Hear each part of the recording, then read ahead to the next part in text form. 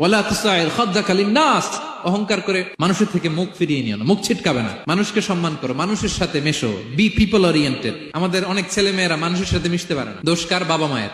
শেখায় না।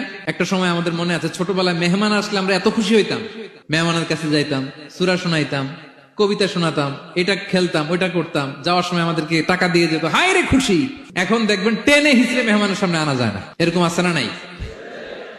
অনেক ফ্যামিলিতে এরকম আছে যে তারা সারাদিন ডিভাইস নিয়ে, এই ডিভাইস আসক্তি এত মারাত্মক পর্যায়ে পৌঁছেছে যে তারা মানুষের সাথে মিশতে পারে না। এই পাবলিক ওরিয়েন্টেশনটা অনেকের নাই, পিপল ওরিয়েন্টেশন নাই।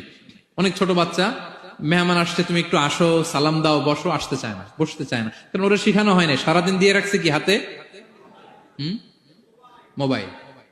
এজন্য ছোটবেলা থেকে আমরা যেন সামাজিক বানাই, বাচ্চাকে যেন শেখাই, বাবা মুরব্বীকে দেখলে সালাম দিতে হবে।